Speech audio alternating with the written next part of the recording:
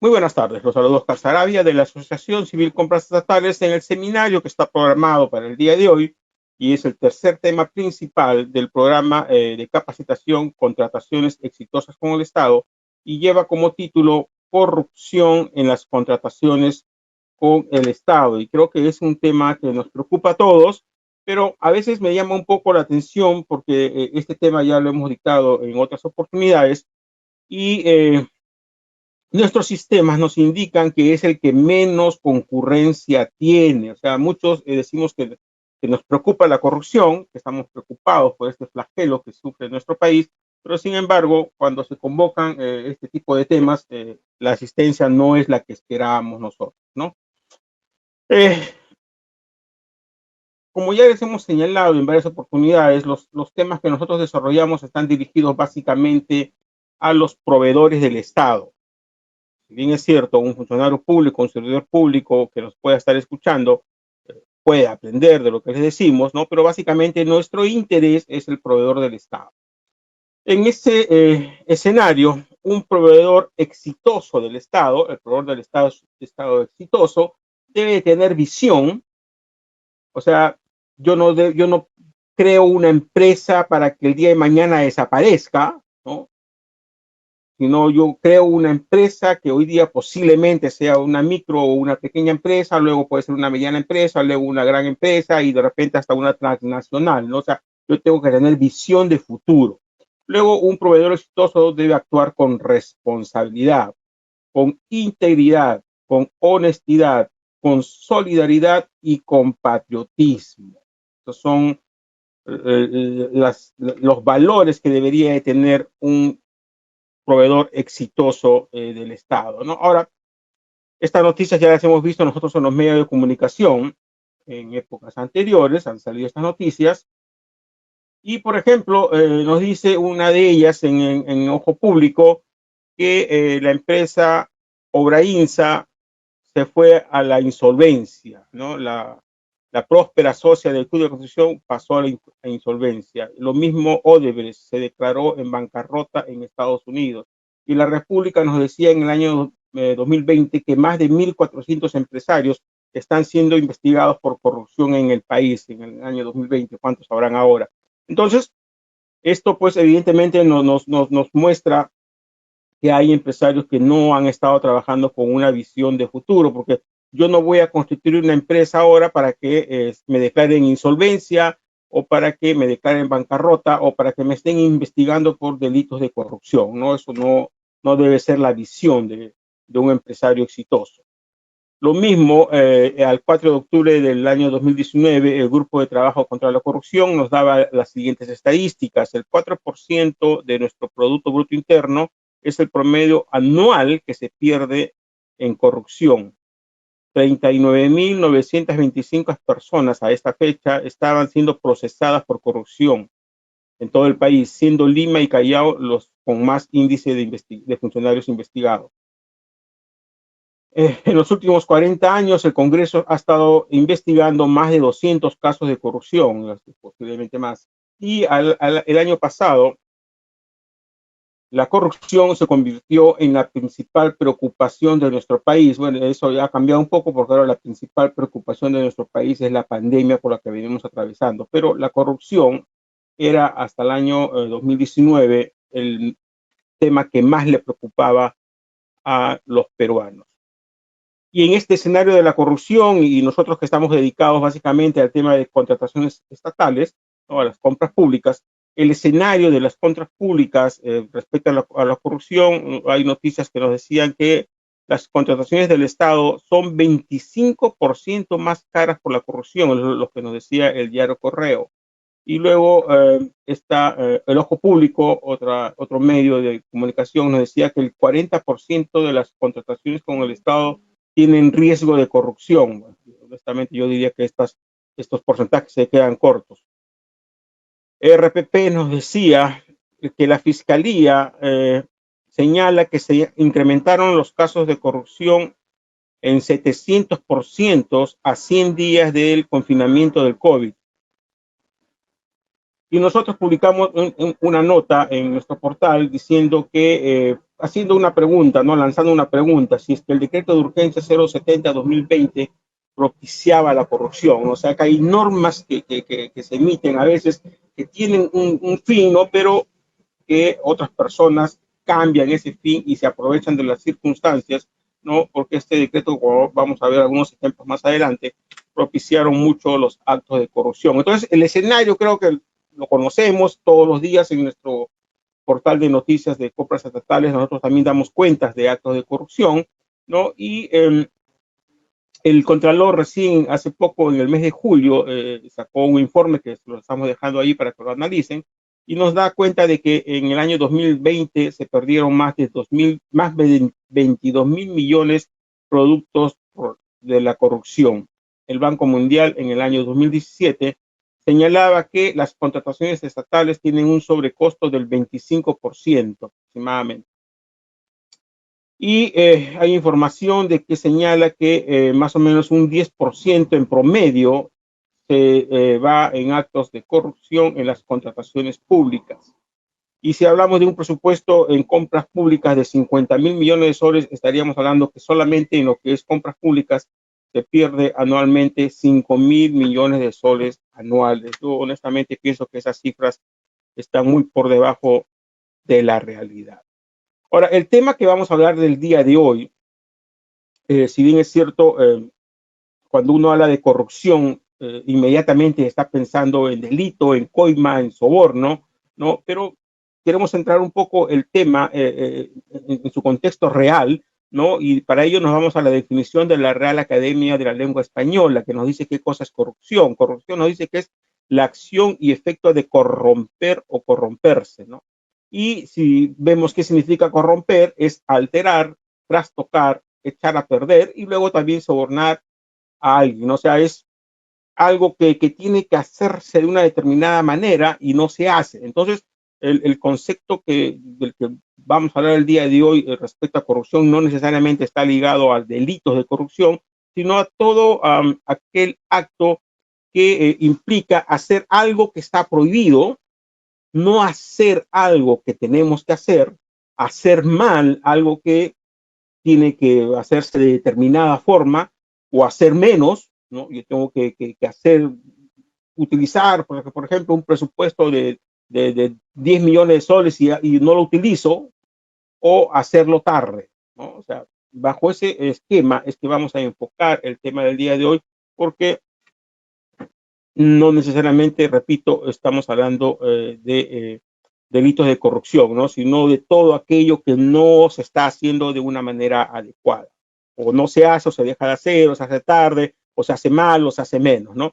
Pero si queremos acordarnos un poco de lo que nuestra legislación establece respecto a los delitos de corrupción, tenemos el peculado doloso, culposo y de uso, la colusión simple, la malversación de fondos, el cohecho activo, concusión, cohecho pasivo, negociación incompatible, tráfico de influencias, cobro indebido. Ahí tenemos ya en pantalla, ustedes ven todo lo que se encuentra establecido en nuestro Código Penal respecto a los delitos de corrupción.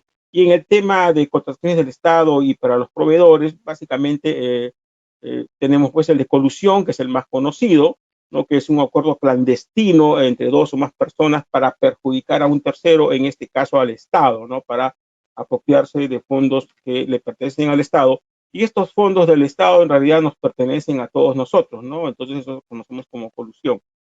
El cohecho es lo que se conoce como el soborno, ¿no? Y tiene como una característica principal que es bilateral, ¿no? Existen dos personas, una persona que da y otra que recibe, ¿no? Para un favorecimiento de manera indebida. La negociación incompatible, que es un delito para los funcionarios públicos, sobre todo, los servidores públicos, que es interesarse de manera indebida, ¿no? Por el resultado en alguna gestión, ¿no? Ese es la negociación incompatible. Y para los proveedores del Estado, ya hemos hablado de esto en la semana pasada también, el delito contra la fusión jurisdiccional, que está referido a la presentación de información inexacta, ¿no? Una falsa declaración en un procedimiento administrativo. Eso se castiga o está tipificado como el delito contra la fusión jurisdiccional y se castiga con pena privativa de la libertad no menor de 1 ni mayor de 4 años. Y el delito contra la fe pública es la falsificación o adulteración de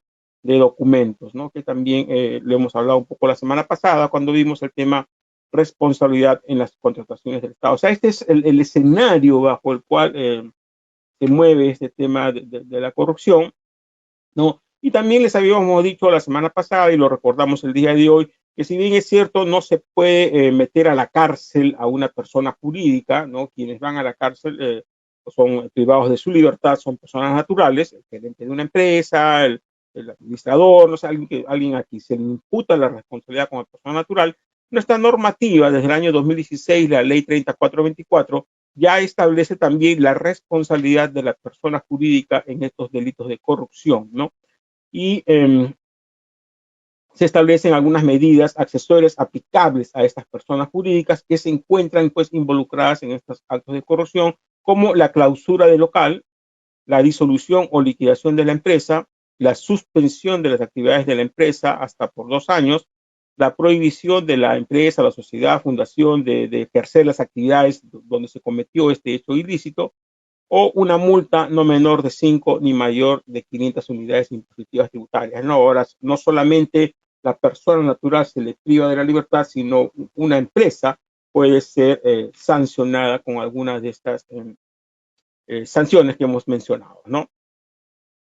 Ahora, ¿cuáles son las premisas para el tema del día de hoy que planteamos para el día de hoy? En primer lugar, que existe lamentablemente una legislación en materia de contrataciones públicas, porque ese es el tema, recuerden que estamos hablando de corrupción en las contrataciones con el Estado, ¿no? Que existe una legislación profusa, dispersa y confusa. Que además de eso, estos actos de corrupción, ahora, no necesariamente delitos, sino, repito, de no hacer bien las cosas, de hacerlas tarde o hacerlas mal, se pueden presentar en cualquier fase del proceso de contratación pública. Ya les hemos mencionado que la contratación pública tiene 3 fases, ¿no? O sea, en cualquier fase se puede presentar. Y que además, en estos actos de corrupción, pueden participar diversos agentes internos, ya sean de la entidad pública, ya sean del proveedor, u otros agentes que vamos a mencionarlos ahora más adelante. Si vamos a ver ahora respecto a esta legislación que decimos que es profusa, confusa y dispersa, ¿no? Tenemos pues el marco general de las contrataciones públicas en nuestro país, se realiza a través de la Ley de Contrataciones del Estado, la Ley 3225, pero que ya tiene varias modificaciones, ¿no? La 3356, la 1341, las modificaciones que ha tenido esta ley, y ahora hay un proyecto de ley también que ha sido publicado por el gobierno anterior, que hasta ahora no sale ese proyecto de ley que estuvo en estudio. Y esta ley tiene su reglamento, que también tiene ya varias modificaciones. El reglamento se aprobó con el Decreto Supremo 344-2018, fue modificado con el 377, con el 168, luego con el 250 y últimamente con el 162-2021, ¿no? O sea, ley, reglamento que ya tienen varias modificaciones. Y este marco normativo general, la ley y el reglamento, facultan al organismo supervisor de las contrataciones del Estado a emitir directivas y documentos estándar que van interpretando un poco la normativa, ¿no? Y creando algunos procedimientos marco que deben de seguirse, ¿no? Entonces tenemos ley, tenemos reglamentos, tenemos directivas, tenemos documentos, tenemos opiniones, el OCE también emite opiniones, también emite pronunciamientos, hay resoluciones del tribunal también que van interpretando un poco la normativa, ¿no? O sea, todo esto lo cae en el marco general. Pero a su vez, repito, si bien es cierto, este es el marco general de las contrataciones públicas, existen otros marcos normativos de contrataciones especiales, ¿no? Por ejemplo, reconstrucción con cambios tiene su propia ley para, y reglamento para contrataciones. Cuando tuvimos los Juegos Panamericanos también se hicieron contrataciones bajo una normativa especial. Las concesiones, las asociaciones públicas privadas, las obras por impuestos. Petroperú tiene su propio reglamento de contrataciones, lo mismo las cajas municipales. La adquisición de los insumos para el programa de vaso de leche, la adquisición de los insumos para el programa de complementación alimentaria y de Cualiguarma también siguen procedimientos especiales de contratación, ¿no? Si bien es cierto, el PBL y el PCA se rigen un poco a las contrataciones del Estado, pero también tienen un marco normativo que complica un poco de que esto sea pues uniforme, ¿no? Y además existen normas temporales, ¿no? Porque, por ejemplo, ahora con esta situación del COVID, de la pandemia que estamos viviendo, se han dictado una serie de dispositivos para agilizar un poco ese tema de las contrataciones públicas de manera temporal, ¿no? Por ejemplo, es que por un tiempo no se pudo elevar al OCE los pronunciamientos, ¿no? Luego, respecto a los adelantos que no estaban previstos, que se podía solicitar adelantos, o sea, se dieron algunas normas temporales, ¿no? Entonces, imagínense, no hay un marco normativo tan grande, tan profuso, tan disperso, porque está por diversos lados, y tan confuso porque requiere de opiniones, de directivas, de pronunciamientos para poder interpretarlo mejor, ¿no? Esto complica bastante una contratación, ¿no? Y ocurre pues lo que conocemos como el dicho de a río revuelto ganancia de pescadores, ¿no? Hay normas BI también, de UNOC, de PNUD, ¿no? O sea, estas normas de organismos internacionales que tampoco las hemos puesto acá, pero también hay, ¿no? Son otras normas especiales, algunos procesos se rigen por esas normas, ¿no? Normas del BIC, de UNOC, de PNUD, etcétera, etcétera. Pero también hay otro dicho que nos trae a la memoria que dice, echa la ley, echa la trampa, ¿no? Esto es tan confuso, disperso y profuso, pero también hay quienes están viendo, pues, de que en este marco normativo, tratando de sacarle la vuelta a esta normativa. ¿Ok? Entonces, esto, bajo la primera premisa de que lamentablemente tenemos un marco normativo que no ayuda y que más bien por estar de esta forma tan dispersa, profusa y confusa, no genera actos de corrupción. Pero también le decíamos nosotros que estos actos de corrupción se pueden presentar en cualquier fase del procedimiento de la contratación pública. Y habíamos mencionado que la contratación pública tiene tres fases: la fase de actos preparatorios, la fase de selección y la fase de ejecución del contrato. En la fase de actos preparatorios, que es antes de la convocatoria del procedimiento de selección, ¿no? Tenemos la determinación de la necesidad, la elaboración de las especificaciones técnicas, de los términos de referencia, ¿no? Etcétera, etcétera. Y es acá justamente donde conocemos algunos términos, ¿no? Por ejemplo, los candados, ¿no? Los malos funcionarios están viendo, pues, qué candados ponerle a los documentos de la contratación para tratar de direccionar el resultado a una determinada empresa, y se mueven muchos intereses, ya sean políticos o económicos, ¿no? Para que estas especificaciones técnicas o términos de referencia o requerimientos técnicos mínimos tengan ciertas características o los requisitos de calificación que limiten la participación de proveedores y estén dirigidos pues a una determinada marca o proveedor, ¿no? Lo que conocemos como un direccionamiento o favorecimiento a una determinada empresa, ¿no? Esto ocurre desde esta etapa, ¿no? Y ya hemos mencionado también acá que existen pues actos de colusión, ¿no? De empresas que presentan el estudio de mercado. Una sola empresa presenta por varias otras, con varias razones sociales, los documentos para justificar indebidamente que existe pluralidad de postores, para manipular los precios con los cuales se va a convocar el procedimiento de selección, ¿no? Eso ya lo hemos hablado también la semana pasada. En la fase de selección, o sea, en esta fase de actos preparatorios se presentan, mejor dicho, ¿no? Actos de corrupción, manipulando el proceso. En la fase de selección también, ¿no? Con direccionamientos de las bases, ¿no? Al establecer los factores de evaluación, los requisitos de calificación, o cómo se va a formar el consorcio, ¿no? O por ejemplo, algo que en realidad con varias personas que hemos conversado, inclusive algunos de ustedes que no estamos de acuerdo con este tema de la certificación del ISO 37001, por ejemplo, u otras certificaciones que se piden para otorgar puntajes, ¿no? Que generan también actos de corrupción, porque se ponen de acuerdo, pues, lo pido porque mi amigo tiene este ISO, ¿no? Voy a pedir el ISO 37001 porque la persona que yo quiero lo tiene y los demás no lo tienen, ¿no? O sea, hay direccionamiento en las bases, colusión, sobrevaloración, ¿no? Y decisiones sin fundamento, ¿no? El comité de selección, por ejemplo, al momento de resolver las consultas, las observaciones, no lo hace debidamente o lo hacen para favorecer a alguien o para perjudicar a otros, o no admiten ofertas de manera indebida sin ningún tipo de sustento, no, las actas del procedimiento de selección no están debidamente motivadas, ¿no? Descalifican ofertas sin sustento, ¿no? Pensando en, no creo que apele, ¿no? Porque efectivamente, si a uno no admiten la oferta o descalifican la oferta de manera indebida, tengo que apelar.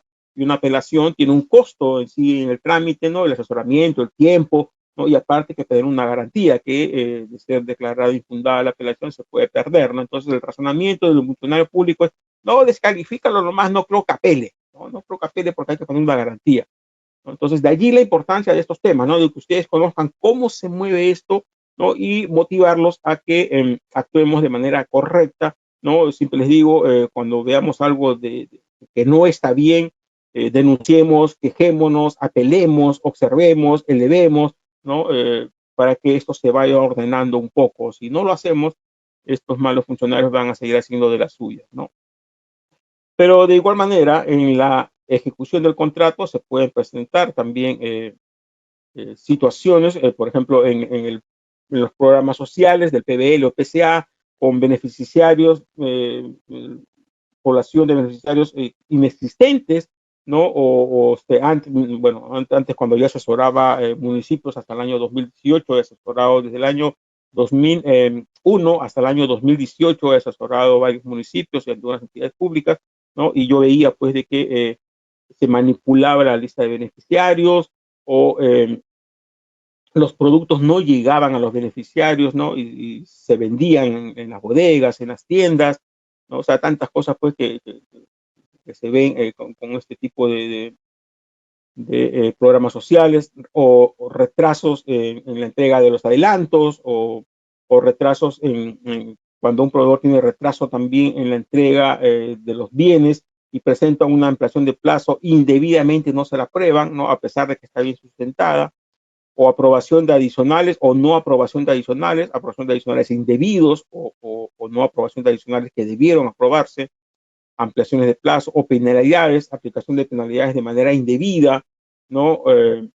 Para ejercer presión sobre el contratista para pedirle pues algún beneficio para no penalizarlo, por ejemplo, ¿no? O sea, se presenta, ¿no? En la etapa de ejecución del contrato se puede presentar, ¿no? Desde el momento en que uno está entregando los productos para emitir la conformidad, en tesorería para el pago, contabilidad, ¿no? En almacén, ¿no? Como vamos a ver también ahora más adelante, ¿no? Por ejemplo, en esta municipalidad de Huari, ¿no? Esto fue en el año 2020. Este es un acta de admisión de las ofertas. Miren, se presentaron 1, 2, 3, 4, 15 postores. 14 postores no fueron admitidos, 14 ofertas no admitidas, solamente una se admitió y la mayoría de ofertas no admitidas fueron porque habían consignado, por ejemplo, el signo de soles con un punto, cuando eso ya el signo de soles ahora no lleva un punto, o sea, por motivos sin ningún sustento, ¿no? Los comités de selección no admiten las ofertas, ¿no? Este otro proceso empacará. Igual, fíjense en cuántas ofertas, cuántos postores subieron, 1, 2, 3, 4, 5, 6, 7, 8, 9, 10, 11, 12, cerca de 20 postores, solamente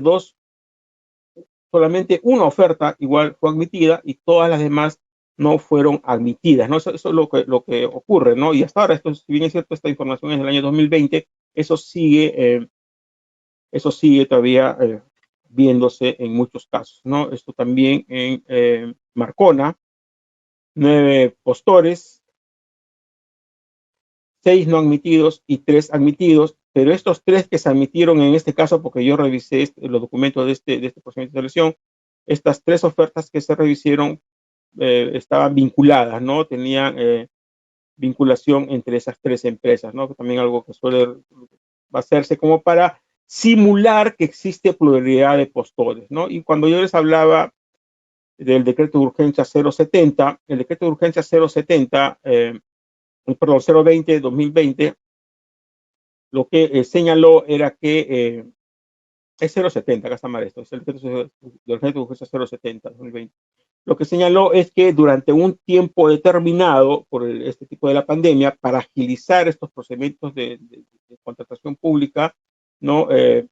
Se prohibió que se eleven al OCE las observaciones y que se presenten recursos impugnativos, ¿no? O sea, por un lapso de tiempo, con el fin de agilizar, reactivar la economía y que estos procesos que habían estado paralizados por la pandemia, ¿no? Se dio este decreto de urgencia 070 y se prohibió que se eleven al OCE las observaciones y que se apelen. Entonces, fíjese, nosotros revisamos algunos procesos en Guarochirí y en Chincheros y tenemos esto, ¿no? En este procedimiento especial, así se llamaban, procedimiento especial, hubieron 52 participantes en este, 28 postores y 27 no admitidos y ganaron al 100%. Igual en este otro, 53 participantes, 27 postores, 26 no admitidos y ganaron el que ganó al 100%. Acá igual, 25 postores, 24 igual. O sea, se dan cuenta, descalifican a la mayoría, solamente queda uno en Chincheros, 97 participantes, 39 postores. Acá fueron dos, acá fue uno, pero acá sí fueron dos. Acá quedaron dos postores, acá solamente uno, y acá sí ganaron al 80%, ¿no? ¿Pero por qué? Por esto, porque no se puede apelar, pues, o sea, no había quien reclamar.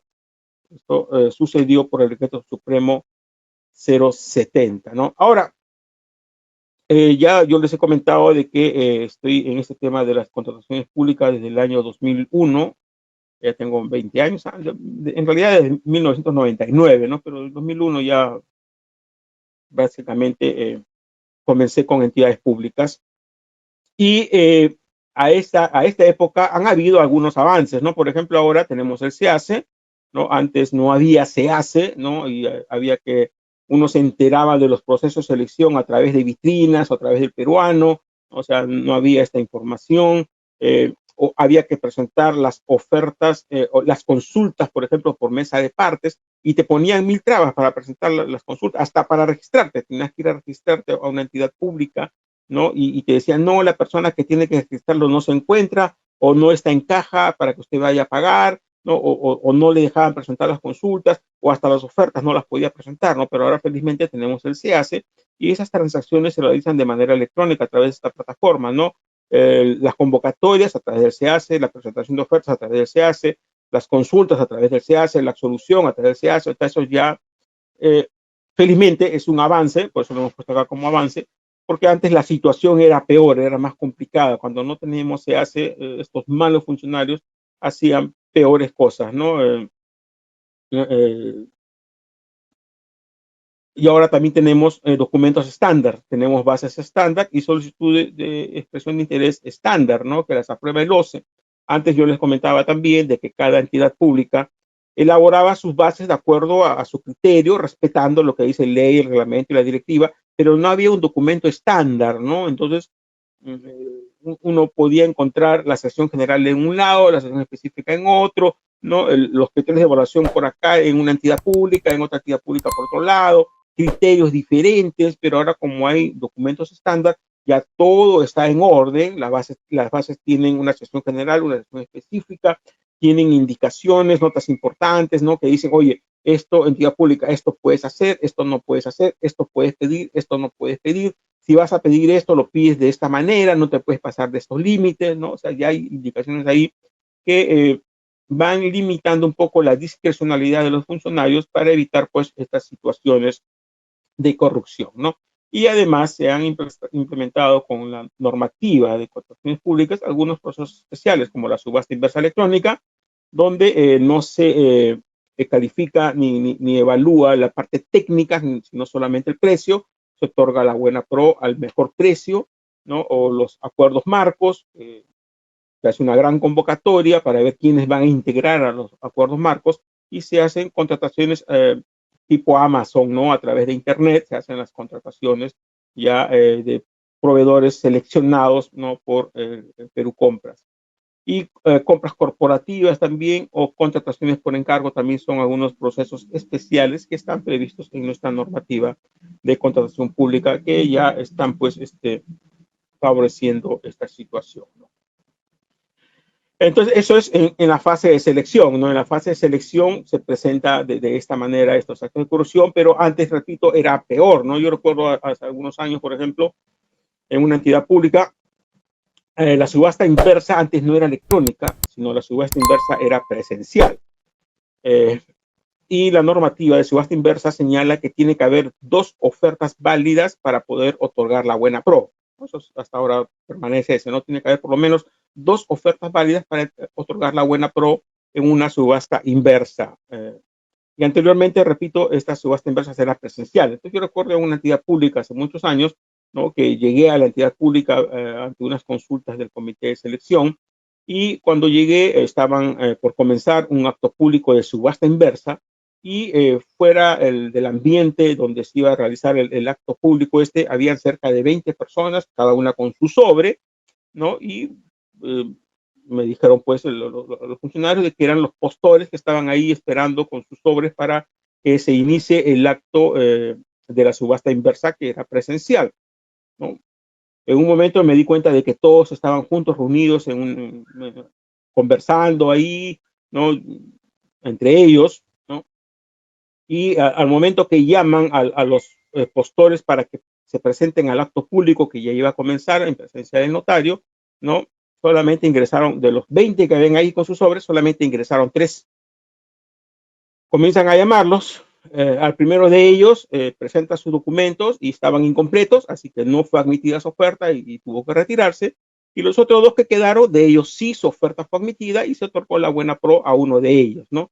Que es lo que había sucedido, que en estos casos, cuando la subasta inversa era presencial, ¿no? Ya muchos proveedores iban con sobres bajo el brazo, inclusive con sobres que tenían cualquier cosa, periódicos, lo que sea, porque afuera ya se sabía que se iban a poner de acuerdo entre los proveedores, se repartía dinero, ¿no? O se ponían de acuerdo de alguna manera, ¿no? Y se iban y quedaban solamente los que tenían ya conversado ese proceso para que se continúe con el proceso tal como señala la normativa, ¿no? Entonces, eso es en la fase de selección. Y en la fase de ejecución del contrato, la Procuraduría Pública Especializada de Delitos contra la Corrupción ha detectado, ¿no? Que se pueden presentar estos delitos de corrupción con un financiamiento y o liquidez ilegal a favor del contratista, ¿no? Mediante adelantos o pagos indebidos.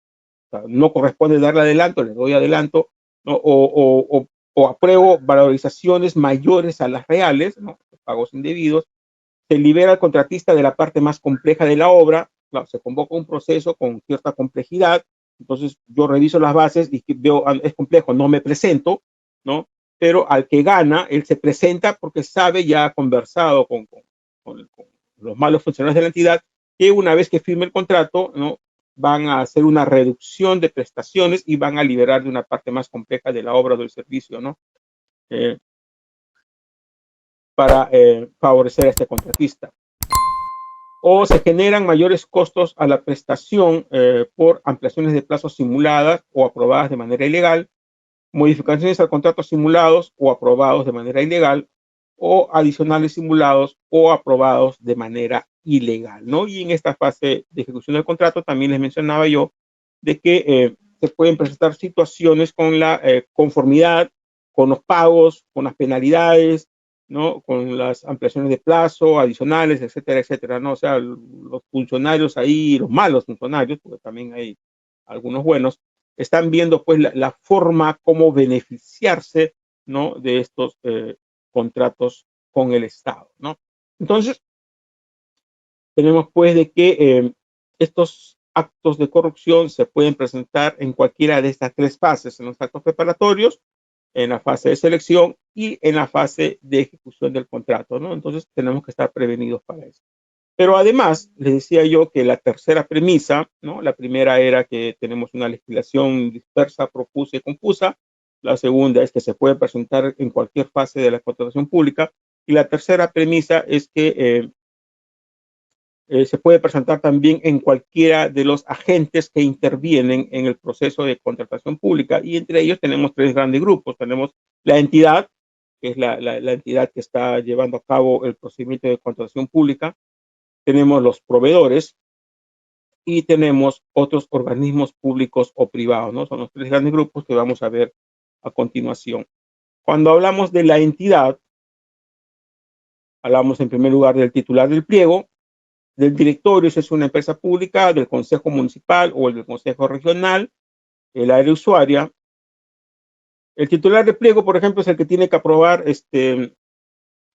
una nulidad de oficio, es el que designa a los miembros del comité de selección, el que aprueba una ampliación de plazo, ¿no? O el que delega facultades a alguien para eso. Entonces, desde este titular del pliego, al momento de tomar decisiones, las puede estar tomando, ¿no? De manera equivocada para favorecer a alguien y perjudicar al Estado, ¿no? El directorio es el que aprueba, por ejemplo, las contrataciones directas, o el Consejo Municipal o Consejo Regional aprueban las contrataciones directas, aprueban los presupuestos también. El área usuaria, que es el que tiene la facultad, es quien aprueba, elabora y aprueba las expresiones técnicas, términos de referencia, ¿no? Las características de lo que se va a contratar, y es la que además, o sea, mire, ellos generan la necesidad, ¿no? Las características de lo que se va a contratar, y aparte es el que da la conformidad, ¿no? O sea, es juez y parte, y tiene mucha participación en estas situaciones, porque es acá donde muchas veces se direccionan los procedimientos de selección, ¿no? A una determinada marca. A veces me preguntan por qué se demoran tanto los procesos, ¿no? Y la experiencia a mí me dice que se suelen demorar porque se está buscando la manera cómo manipular el proceso, ¿no? Por eso que se demoran mucho los procesos. O sea, no es que se haga algo de manera, pues, eh, eh, siguiendo ciertas normativas, directivas, sino que se está viendo justamente cómo sacarle la vuelta, por eso que se demora, ¿no? Porque estás viendo, oye, pero la directiva de esto, las bases estándar dice esto, el OCE dice esto, el tribunal dice esto, ¿no? ¿Y cómo le sacamos la vuelta? Entonces están viendo desde acá cómo sacarle la vuelta, por eso es que los procesos se demoran un montón. El área de presupuesto también, ¿no? Para una ampliación, un adicional, por ejemplo, que se pide mayor presupuesto, ¿no? O para los pagos, contabilidad puede también intervenir en estos actos, ¿no? Demorándose en tramitar los pagos.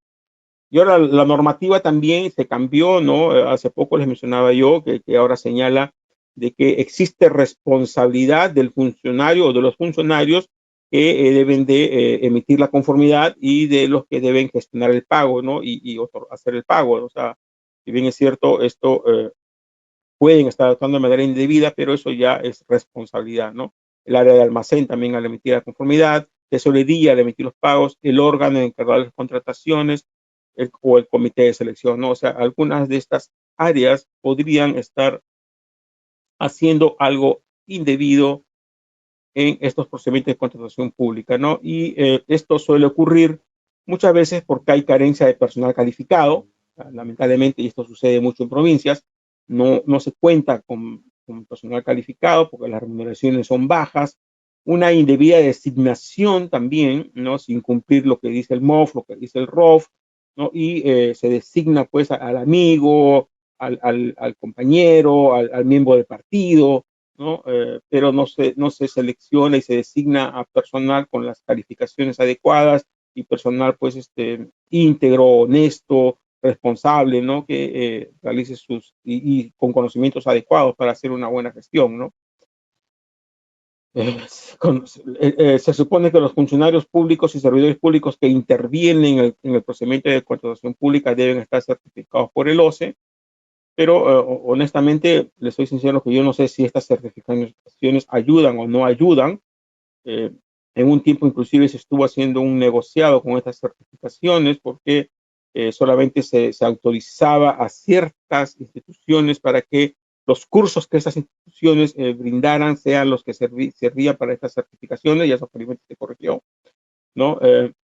Y pues sería interesante que el OCE informe cómo va este procedimiento de certificación, y qué resultados se está obteniendo con estas certificaciones, ¿no? Porque el hecho de que un funcionario público no esté certificado no invalida el procedimiento de selección, ¿no? Si bien es cierto, dice la normativa que acarrea responsabilidad del funcionario, que tiene que velar porque el personal esté certificado, pero eso no invalida el proceso, ¿no? Entonces, no entiendo para qué le pido yo una certificación a alguien si no va a incidir en el resultado de un proceso, ¿no? Los asesores también, y lo pongo asesores entre comillas, porque los hay honestos, ¿no? Pero también hay algunos que han demostrado, pues, actuar de manera indebida, ¿no? Como los asesores conocen un poco más que otras personas, puede ocurrir la otra frase que tenemos acá: en la tierra de ciegos el tuerto es rey, ¿no? Porque como la normativa, repito, es tan abundante, profusa, dispersa y confusa, ¿no? Estos asesores que se supone que conocen más, hay bueno, algunos malos asesores, ¿no? Manipulan los procedimientos de selección, y yo he visto en mi experiencia en muchos casos que algunos miembros del comité de selección se limitan a firmar las actas, ¿no? Solamente firman las actas y no hacen nada, no elaboran bases, no absuelven consultas. El otro día, por ejemplo, me llamó una persona y me preguntó que cuánto le cobraba por absorber las consultas de una licitación, ¿no? Y le dije, mira, ¿sabes qué? Pero yo no asesoro entidades públicas. Yo desde el año 2018 decidí no asesorar más entidades públicas y solamente asesoro empresas privadas. Me dijo, no, no se preocupe, yo no soy de una entidad pública, yo llamo de una empresa, sino que de la empresa nos han enviado las consultas, se han enviado los demás postores y nos están, perdón, participantes, y nos han pedido pues que los ayudemos a absolver las consultas, ¿no?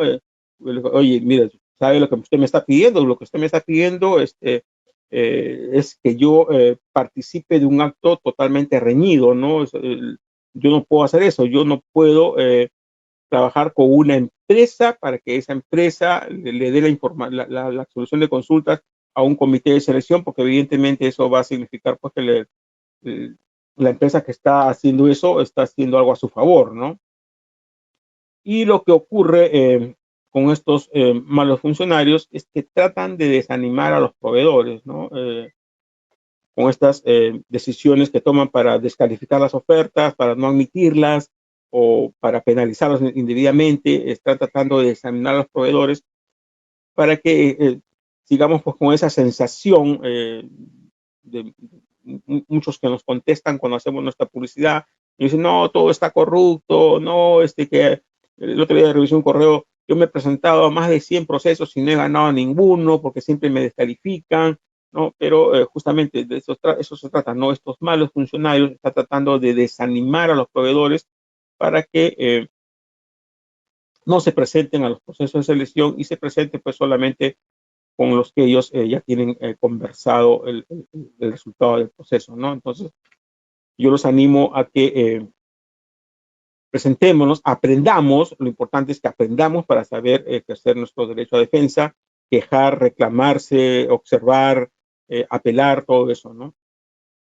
Y otra parte que interviene en este procedimiento de contratación pública, habíamos dicho que es la entidad, ¿no? Con todas las áreas que puede tener, los proveedores, ¿no? Que también donde se pueden formar grupos económicos, que está prohibida la participación de grupos económicos en un solo procedimiento de selección, eh, o que en algunas bases, antes no sé si se seguía haciendo, pero antes se pedía que se presente una carta de representante o de distribuidor autorizado, ¿no? Y la empresa matriz esta le daba solamente a uno, dos o tres, ¿no? No le daba más, y nadie más se podía presentar ese proceso, porque se pedía justamente esas cartas de autorización.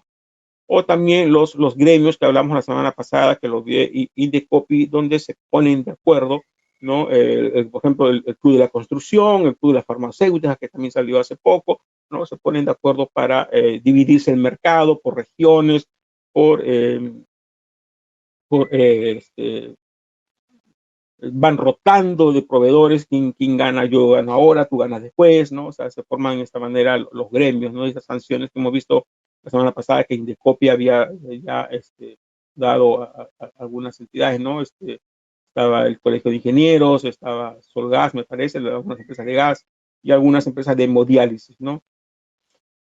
Desde los documentos del estudio de mercado, ¿no? En la formulación de consultas. El otro día, por ejemplo, me llamó, creo que ayer ha sido una persona que me ha pedido que revise un proceso de selección en el que eh, hay 3 participantes, no, hay varios participantes, ¿ya? Pero 3 de ellos, ¿no? Que representan a una misma marca, hacen consultas y observaciones para manipular un poco el resultado del proceso, ¿no? Ellos 3 representan a la misma marca y los 3 hacen casi las mismas preguntas y consultas, algunas de ellas idénticas, ¿no? El comité de selección acoge muchas de esas consultas y observaciones y gana uno de ellos, y los otros 2 no se presentan. Los otros 2 que hicieron las preguntas y observaciones y les acogieron sus preguntas y observaciones no se presentaron al proceso y ganó un tercero, ¿no? Pero los 3 son representantes de la misma marca, ¿no? Es algo extraño ahí que me han pedido que investigue, ¿no? Pero eso se presenta, ¿no? Les habíamos dicho ya que el INDECOPI ha identificado eso como una acción de colusión, ¿no? Con competencia desleal en la que se formulan consultas y operaciones direccionadas, ¿no?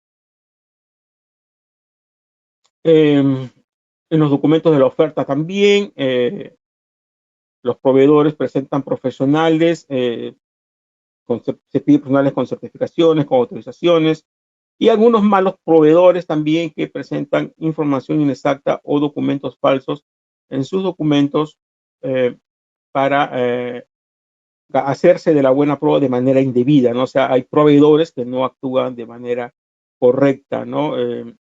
Si bien es cierto, en estos actos participan varios actores, ¿no? Hemos dicho la entidad pública, eh, los proveedores, ¿no? Que pueden actuar en gremios, en grupos económicos, o un proveedor que actúa de manera indebida, presentando documentos falsos, inexactos, ¿no? Para ganar la buena pro, ¿no? Pero también habíamos mencionado que hay otros actores, otros organismos, entre ellos organismos públicos o privados, que participan en estos actos de contratación pública de alguna manera, que también podrían estar pues en situaciones que no son correctas, ¿no? El OCE, por ejemplo, es el organismo supervisor de las contrataciones del Estado, emite opiniones, pronunciamientos, directivas, ¿no? Y hubo un tiempo, ahora me parece que está siendo ya más rápido, por ejemplo, que estas opiniones no se publicaban, los pronunciamientos tampoco no estaban siendo publicados, a pesar que deben estar publicados. Es, se menciona también de que algunas opiniones se contradicen, ¿no? O con algunas opiniones se ha hecho, pues, aclaraciones al, a la normativa, ¿no? Que no debería ser tanto así, porque se ha cambiado muchos extremos de la normativa, ¿no? El Tribunal de Contrataciones del Estado también, que tiene vocales que ya tienen periodos vencidos, ha habido hasta, me parece, 4 o 5 convocatorias y no se ha podido todavía cambiar a varios vocales que tienen periodos vencidos. Resoluciones a veces que no cumplen con el principio de predictibilidad, por eso que algunos proveedores prefieren no apelar porque tienen temor respecto a una decisión del tribunal, porque en algunos casos falla de alguna manera y en otros casos puede fallar de otra. Deberíamos tener más acuerdos de sala plena para centrar un poco la posición del tribunal, tal como lo establece la ley, que señala que semestralmente el tribunal debe de reunirse y evaluar, ¿no? De las resoluciones que ha emitido para poder publicar estos acuerdos de sala plena, pero hay muy pocos acuerdos de sala plena, por eso que hay criterios a veces un poco no claros respecto a lo que se emite en el tribunal. Perú Compras también estuvo, si bien es cierto, y tengo la impresión de que está haciendo un buen trabajo, pero también en este tema de la pandemia estuvo pues comprometida en algunas situaciones no muy claras, creo que inclusive hubo algunas situaciones medias irregulares por ahí que estuvieron siendo puesto nada. Anteriormente, ya creo que no hay ahora notarios juez de paz, a menos en lo que es la ley de contrataciones del Estado, pero anteriormente había la participación de notarios y juez de paz, y yo sí he vivido en esta época donde había notarios en los actos públicos, ¿no? Y los notarios muchas veces eran los que dirigían los procesos, ¿no? Y hacían cosas incorrectas, ¿no? Cambiaban las ofertas. También se cuestionó mucho la participación de algunos organismos internacionales como la OEI, la OIM, ¿no? PNUD, UNOS, BID, por lo menos no fueron tan cuestionados, pero sí OEI, OIM fueron cuestionados por estas contrataciones que no estaban sujetas a la ley de contratación del Estado. Se cuestionó también en algún tiempo al MEF, ¿no? Que se decía que otorgaba presupuestos a los gobiernos locales siempre y cuando pues les dieran obras a sus funcionarios, lo mismo con vivienda, con MINSA, y que emiten algunas normas sectoriales, ¿no? Por ejemplo, el otro día me estaban informando de que había eh, criterios para compra de algunos implementos, mascarillas, ese tipo de cosas, ¿no? Que no estaban bien, se estaba quejando un proveedor porque aparentemente se estaba direccionando eh, a una determinada marca esos criterios, ¿no? Que los establecen ciertos sectores. La Contraloría General de la República, que ahora felizmente la mayoría de las OSIs ya están formando parte de la Contraloría, porque antes los órganos de control eran pagados por los mismos alcaldes, por ejemplo, ¿no? El cual no era correcto. Y también se cuestionó algunas compras que hizo la Contraloría el año pasado, compras de emergencia que se hicieron. Los árbitros también, que hay algunos árbitros denunciados. El Poder Judicial con las acciones de las, las medidas cautelares, se han cuestionado que se han emitido algunas medidas cautelares para suspender procedimientos sancionadores, ¿no? Y los medios de comunicación también, ¿no? Por ejemplo, cuando yo viajaba a provincia a veces, ¿no? En algunos municipios escuchaba, ¿no? No, ese proveedor es del periodista tal, ¿no? O sea, algunos medios de comunicación trabajaban de esa manera, no sé si lo seguirán haciendo, lo que yo les cuento son experiencias que he vivido, ¿no? Eh, y también le decía yo que tenemos un marco general y estas cosas que yo les menciono, ¿no? Que puede ocurrir en cualquier parte de la entidad pública, que los proveedores, que los organismos privados y públicos, también puede suceder y se pueden aplicar en estas otras normas de contrataciones, ¿no? Eh, las cajas municipales, por ejemplo, no están bajo la ley de contrataciones del Estado, tienen su propio reglamento. Las concesiones, las asociaciones público-privadas, obras por impuestos, Poliwarma, reconstrucción con cambio, Juegos Panamericanos. El programa de vaso de leche es una norma bastante antigua, ¿no? Pero que establece que eh, para la evaluación de las ofertas tiene que utilizarse ciertos factores, ¿no? Y eso tiene que estar en las bases, o sea, se sale un poco del marco general de las bases estándar, ¿no? Y, por ejemplo, todos creo que sabemos acá de que para el programa de vaso de leche se compra leche evaporada en lata por 410 gramos. Entonces, eso, si todos los municipios o la mayoría de ellos compran leche evaporada en 410 gramos, se convierte en un bien común. Entonces, la leche evaporada, ¿no? Y lo mismo me parece que ya está sucediendo con la avena, debería ser parte del proceso de subasta inversa, pero yo no entiendo por qué, si hace muchos años existe la subasta inversa, ¿por qué la leche evaporada hasta ahora no se compra por subasta inversa? Se sigue comprando por un proceso convencional, ¿no? Yo recuerdo que hace muchos años el Consucode aprobó una ficha técnica para la leche evaporada, pero que luego fue eliminada y nunca más se volvió a tocar el tema, ¿no? Pero si nos podemos a pensar, dice que en subasta inversa deben participar los bienes comunes, ¿no? O sea, en los cuales son iguales casi siempre en todos lados y solamente se valida el precio, ¿no? Y la leche es eso, todos los municipios compran leche evaporada por 410 gramos en lata. Y es más, compran una misma marca, y ya todos sabemos cuál es, que no la quiero mencionar, pero todos los municipios compran esto, ¿no? Y nadie hace nada porque se haga una compra corporativa o por subasta inversa por la leche evaporada que compran todos los municipios cada año millones y millones de soles. Lo mismo para el PCA y PAN-TBC, y Petroperú también les había mencionado que tiene también su propia normativa, ¿no? Y esto lo vimos la semana pasada también, que las bases estándar contienen una sesión que dice deber de colaboración, o sea que si yo me presento un procedimiento de selección, me sujeto a esto, ¿no? En el cual señalo que debo conducirme de acuerdo a los principios previstos en la ley, que estoy obligado a prestar colaboración al OCE y la Indecopi si es que detecto que hay un fraude, colusión, ¿no? Alguien parece que ve esto, lo lee y es letra muerta, y que le debo permitir al OCE o a la Secretaría Técnica del Indecopi al acceso a la información, ¿no? Que las bases del procedimiento de selección también contienen en la proforma de contrato la cláusula de anticorrupción, ¿no? Donde el contratista dice que declare, garantiza no haber ofrecido, negociado, efectuado ningún pago indebido, ¿no?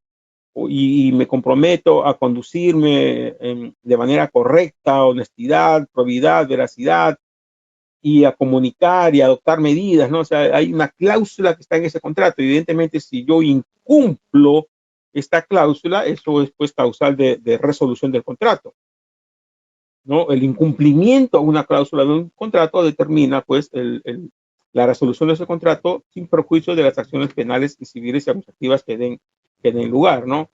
Y además, el artículo 44 de la ley establece pues que se puede declarar nulo un contrato cuando por sentencia consentida, ejecutoriada o reconocimiento del contratista se detecte que se ha pagado, recibido, ofrecido o intentado ofrecer un beneficio indebido. O sea, ese contrato puede ser declarado nulo, y cuando se declara nulo un contrato, hay una opinión del OCE, la 192/2019, que señala que un contrato, cuando se declara nulo, por su definición, es un contrato inexistente y no surte efectos. Por lo tanto, si un contrato es declarado nulo, la entidad no está en la obligación de efectuar pago alguno si es que se ha ejecutado prestaciones, ¿no? Así que cuidado con eso.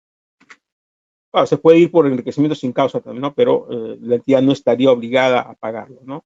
Y además, que los documentos que se presentan en un procedimiento de contratación pública están amparados por el principio de presunción de veracidad, salvo prueba en contrario, ¿no? Y que se supone que el proveedor, antes de presentarlos, ha verificado su contenido. Y el artículo 64 del reglamento de la Ley de Contrataciones del Estado establece que luego de consentido el otorgamiento de la buena pro, la entidad debe de verificar la oferta del postor ganador, ¿no? Y si encuentra algo que no es correcto, información inexacta o falsa, se determina la nulidad del otorgamiento de la buena pro o del contrato sin perjuicio de las acciones administrativas y penales a que hubiera lugar, ¿no?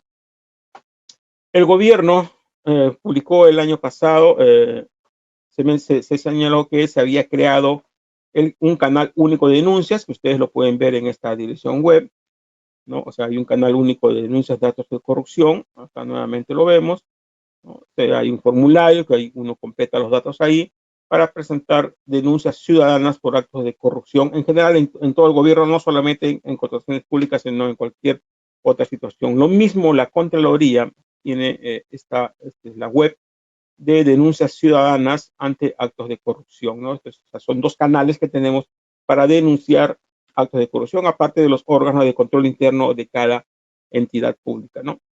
En el peruano, hace poco vimos esta noticia, que el gobierno evalúa la creación del viceministerio anticorrupción. Andina también publicó y decía que declaran de interés incluir en el currículo escolar contenido sobre lucha anticorrupción, ¿no? Valores, éticas, etcétera, ética, o sea, lo que conocemos antes como educación cívica.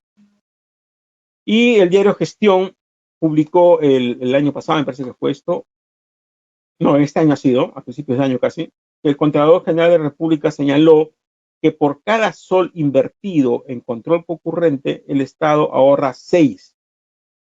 Esto lo dijo el Contralor, evidentemente con la finalidad de que le den mayores recursos, ¿no? Pero yo pienso de que es una aseveración interesante, ¿no? Si decimos que se pierden 26.000 o 25.000 o 22.000, que ha dicho el Contralor del General de la República, que se han perdido 22.000 millones de soles en corrupción, quiere decir que si invertimos 1.000, bajo esta premisa vamos a ahorrar 6.000.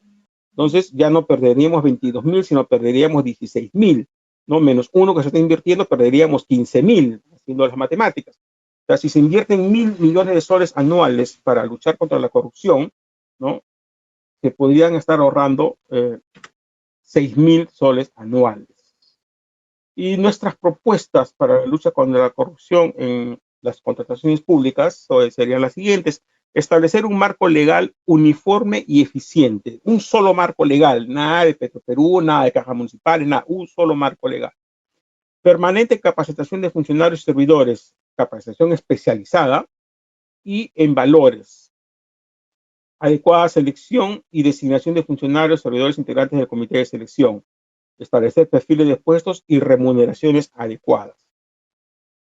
Que existan más documentos estándar, como tenemos bases estándar, también que existan expresiones técnicas estándar, términos de referencia estándar, estudios de mercado, ¿no?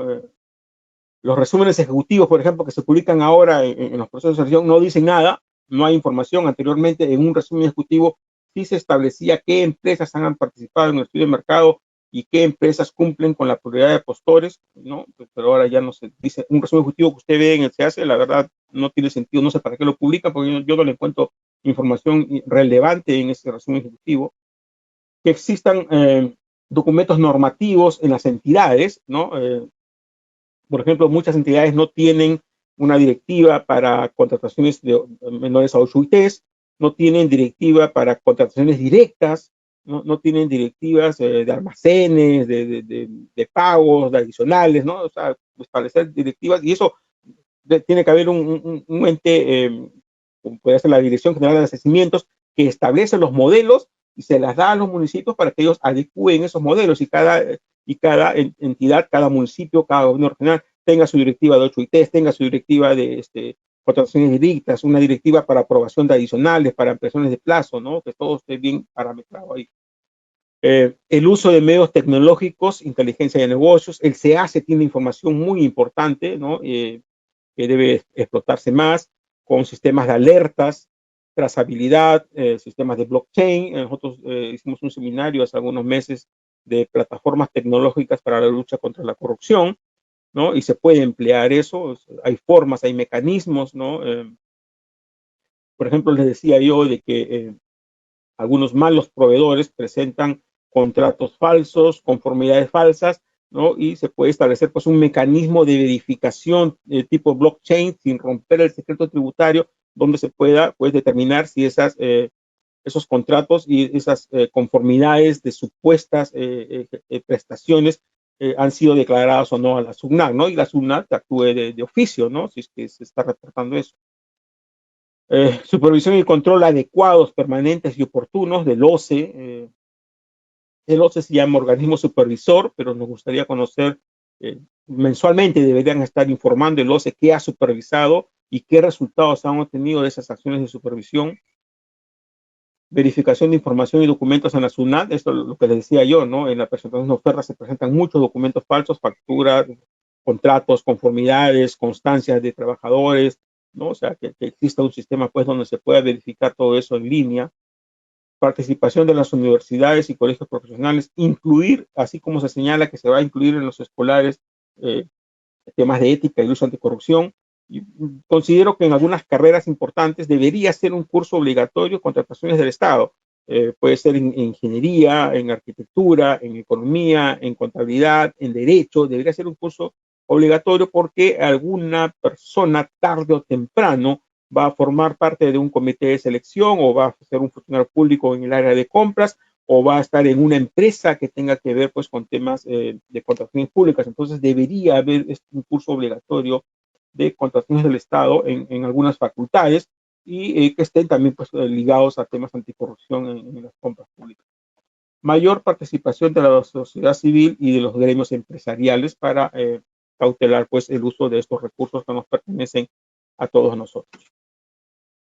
Muy bien, el día de mañana les había mencionado yo de que les va a llegar este certificado digital, que estamos mostrando en pantalla, ese es el modelo. Como ven, no tiene firma, no tiene sello, no dice el número de horas, no lo emitimos nosotros, lo emite la plataforma que usamos, ese es el modelo. Y los que sí quieren los certificados que emitimos nosotros, que son 3 modelos, ¿no? Pueden solicitar un certificado por cada webinar, por 4 horas lectivas, por los 12 webinars que vamos a dictar. Este es el tercero, la próxima semana dictamos el cuarto, por 48 horas lectivas, o los que quieran por mayor número de horas lectivas, 120 horas lectivas, el que completa los requisitos para el diploma Contrataciones Exitosas con el Estado, con los 12 webinars principales, 6 webinars complementarios y los casos que les vamos a enviar. El servicio de asesoría licita fácil, que es el que les damos a nuestros clientes, ¿no? Por un pago fijo al mes, que cubre todas estas 3 fases que hemos hablado, la fase de datos preparatorios, la fase de selección y la fase de ejecución del contrato, independientemente del número de procesos al cual se presente el cliente, ¿no? Evidentemente, en este servicio atendemos a un solo cliente del rubro, no podemos, por conflicto de intereses, atender a dos clientes que eventualmente podrían competir, ¿no? Así que en ese caso somos muy selectivos y nosotros promovemos justamente estas prácticas anticorrupción en los servicios que desarrollamos. Y finalmente, en pantalla, los datos de contacto, la página de compras estatales, donde todos los días publicamos información relacionada a las compras públicas y lucha anti la corrupción, la página de Licita Fácil, del servicio que les he mencionado, la página de los webinars, Licita Fácil, webinar, donde se publica la información. Esto a las 11 de la noche aproximadamente se va a cambiar con el tema de la próxima semana, que es el SEACE Oportunidades de Negocios, que están todos invitados el próximo jueves a la misma hora. Mi correo personal, el correo de denuncias y mi teléfono con WhatsApp para aquellos que deseen comunicarse conmigo, hacer alguna pregunta relacionada al tema de contrataciones públicas. Por mi parte sería todo respecto a la exposición del día de hoy. Muy bien, amigos, son 7:32 de la tarde. Les agradezco mucho su asistencia. Nos vemos la próxima semana en el seminario El SEACE Oportunidades de Negocios. Que tengan un excelente fin de semana.